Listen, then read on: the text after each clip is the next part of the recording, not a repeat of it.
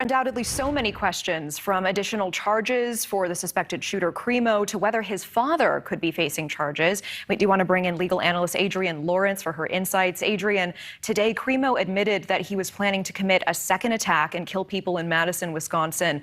Will this admission have any impact on his sentencing?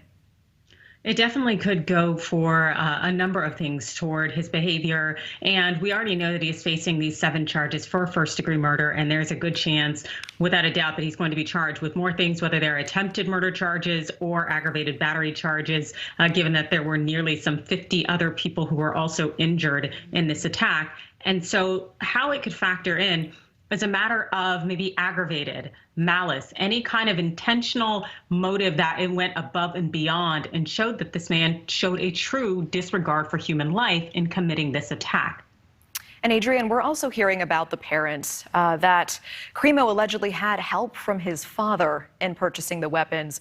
Do you think it's likely that either of his parents will be facing any charges?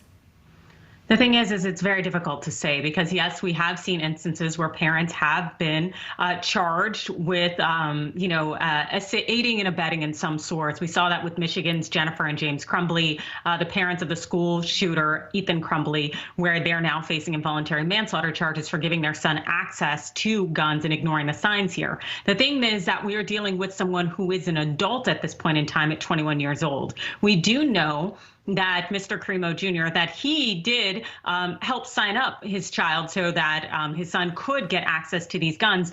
But we have to realize as well that these crimes that were just committed with this mass shooting by Crimo III, that they are committed at the age of 21. So even though you do have that sponsorship law there in Illinois that states that if you're signing this application, that you're allowing for the purchase and you're agreeing to be held liable for any damages that result from the minor's application in terms of the use of the firearms, the reality is that he is 21 and thus considered an adult. So it's going to be very difficult if law enforcement decides to proceed with charges.